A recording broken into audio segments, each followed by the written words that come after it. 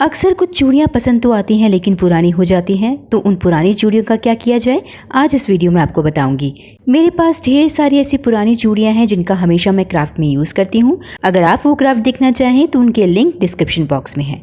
तो आज का ये वीडियो आपको बहुत पसंद आने वाला है, तो इसे ज़रूर देखिएगा। मेरे पास ये मोटी और पतली चूड़ियाँ हैं, तो इनमें से मैं पतली चूड़ियों का इस्तेमाल कर रही हूँ।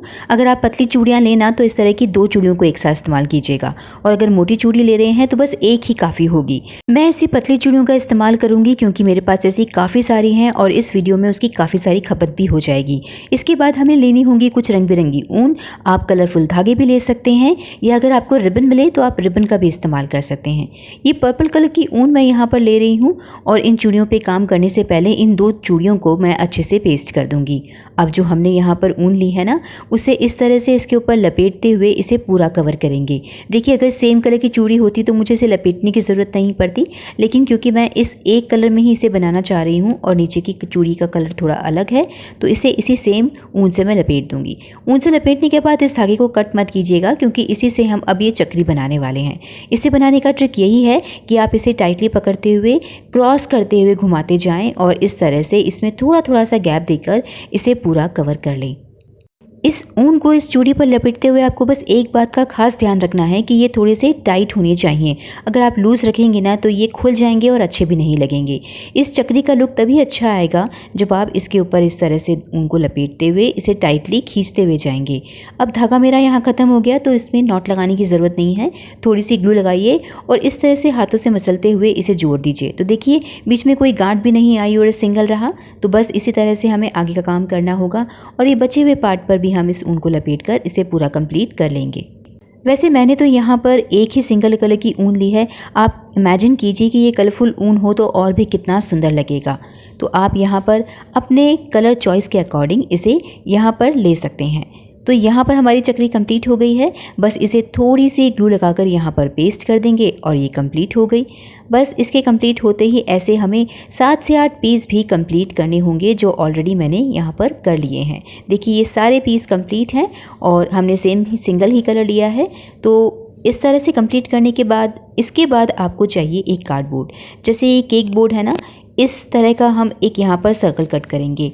आप साइज़ के अकॉर्डिंग छोटा बड़ा कर सकते हैं। जब आप ये वीडियो देख लेंगे ना तो अपने अकॉर्डिंग उसे बना लीजिएगा। ये केक बोर्ड है लगभग 19 सेंटीमीटर का, लेकिन मैं थोड़ा छोटे साइज़ का यहाँ पर बनाऊंगी, तो मैंने 15 सेंटीमीटर लिया है, और 15 सेंटीमीटर का हाफ होता है 7.5। तो इस तरह से मैंने कंपास से इसे ले लिया है और उसके बाद इसे सर्कल बनाने वाली हूँ। और यहाँ पर आपको एक चीज़ और ध्यान रखनी होगी कि जो ये कार्डबोर्ड आप लेना वो थोड़ा हार्ड वाला हो। हार्ड कार्डबोर्ड से अच्छा बेस बनता है, तो हमें वही लेने हैं। अगर आपके पास हार्ड कार्डबोर्ड नहीं है ना, तो आप जो भी कार्डबोर्ड लें उसकी 3-4 लेयर कर लीजिए। तो एक सर्कल तो मैंने कट कर लिया है। अब सेम साइज़ का एक और सर्कल कट करूँगी, तो हमारे पास ये 2 सर्कल्स हो गए हैं। अब इसे कवर करने के लिए मैं ये वेलवेट के कपड़े लेने वाली हूँ। हम जो क्राफ्ट बनाएंगे उसे थोड़ा सा ना रिच लुक देना चाहती थी, इसलिए वेलवेट का कपड़ा इस्तेमाल किया। आप अगर ये इस्तेमाल ना करना चाहें तो आप कॉटन का कपड़ा भी ले सकते हैं। और थोड़ा हल्का बनाना चाहें तो गिफ्ट रैपिंग पेपर ले लीजिए। जो भी सुविधा रहे, जो भी सामान अवेलेबल रहे, बस वो सामान लीजिए और क्राफ्टिंग कर लीजिए, क्योंकि इस्तेमाल तो हमें वेस्ट का ही करना है ना, और वेस्ट के लिए ज़रूरी नहीं कि महंगे सामान लगाए जाएं। तो इस कपड़े का भी सर्कल कट करने के बाद इसमें इस तरह से ना साइड में वी शेप कट कर रही हूँ, ताकि जब इसे हम इसके ऊपर कवर करें ना तो इसके बीच में एक्स्ट्रा कपड़े की वजह से सलवटें ना आए। इसके कटिंग के बाद मैंने यहाँ पर साइड में थोड़ी सी ग्लू लगाई है।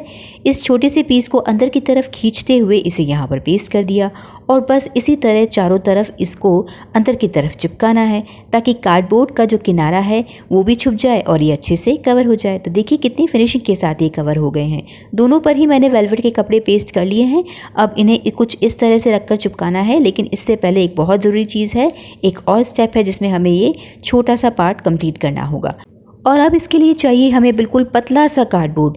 तो जो अमेज़ॉन या फ्लिपकार्ट से हम शॉपिंग करते हैं ना, आजकल उनमें ऐसे पतले पतले से कार्डबोर्ड मिलते हैं, और मैं उन्हें हमेशा संभाल कर रख लेती हूँ। इससे हमने एक पतली सी पट्टी कट की है और एक मोटी वायर ली है। इस वायर के मैं थोड़े से पीस कट करूँगी, लगभग 2 पीस मैंने यहाँ पर कट कर लिए हैं, और ग्लू लगाकर इस कार्डबोर्ड के बीचों बीच इसे पेस्ट कर दूँगी। आपको अभी तक का आइडिया लग ही गया होगा कि हम इससे क्या बनाने वाले हैं। तो बस हम इसी तरह से इस पर आगे काम करते हुए इस कार्डबोर्ड के बीच में इन वायर्स को पेस्ट कर देंगे, जिससे ये कार्डबोर्ड थोड़ा मजबूत हो जाएगा और अच्छे से हम इसे बेंड करके इसे शेप दे सकेंगे। अब क्योंकि कार्डबोर्ड है तो इसे हमें कवर करना है, लेकिन ये जो एक्स्ट्रा पार्ट है ना साइड में लगभग 2.5 सेंटीमीटर 3 सेंटीमीटर के आसपास हमें यहाँ पर एक्स्ट्रा स्पेस रखकर इसे छोड़ना होगा। अब थोड़ी सी ग्लू लगाकर वही ऊन मैं यहाँ पर इस्तेमाल करूँगी इस कार्डबोर्ड पीस को कवर करने के लिए, जो कि हमने चूड़ियों पर इस्तेमाल की है। थोड़े थोड़े पार्ट पर ग्लू लगाते जाइए और इस कार्डबोर्ड पीस पर इस ऊन को इस तरह से लपेटते हुए इसे पूरा कवर कीजिए। अगर आपको ये वाला पार्ट जो है वो थोड़ा सा टाइम कंज्यूमिंग लगता है तो आप इस पर रिबन भी लपेट सकते हैं सेम मैचिंग कलर की। तो ये 3 पीस इस तरह से हमने कंप्लीट कर लिए हैं। अब देखिए, ऊन लपेटने के बाद वायर को इस तरह से बेंड करते हुए इसे यू शेप देना है, और जब ये कंप्लीट हो जाएगा तो ये जो नीचे वाले पार्ट हमने एक्स्ट्रा छोड़े हैं ना, इन्हें भी अंदर की तरफ बेंड कर दीजिए। कार्डबोर्ड के अंदर वायर लगाने से ना हम इसे मनचाही शेप दे सकते हैं और कार्डबोर्ड फटता भी नहीं है। इसलिए मैंने आपसे कहा था कि यहाँ पर पतला कार्डबोर्ड लें ताकि उसे मोड़ने में कोई भी नुकसान ना हो हमारे इस पीस को। तो जब हमारा ये पीस कंप्लीट हो गया है तो इसके नीचे इस तरफ ग्लू लगाकर मैं दोनों तरफ ये जो कार्डबोर्ड है ना, इसके बिल्कुल बीचों बीच इसे रखकर पेस्ट कर दूँगी। इसे रखने के बाद आप इसे थोड़ी देर के लिए किसी हैवी चीज़ से दबा के रखिएगा ताकि ये पीस नीचे वाले सर्कल से अच्छी तरह से फिक्स हो जाए, और इसके फिक्स होने के बाद ही हम इस पर थोड़ी सी और ग्लू लगाकर सेकंड सर्कल जो हमने तैयार किया था उसे यहाँ पर पेस्ट करेंगे। लेकिन एक बहुत ज़रूरी चीज़ जो आपको यहाँ पर ध्यान रखनी होगी कि ये इस क्राफ्ट का सबसे ज़रूरी स्टेप है।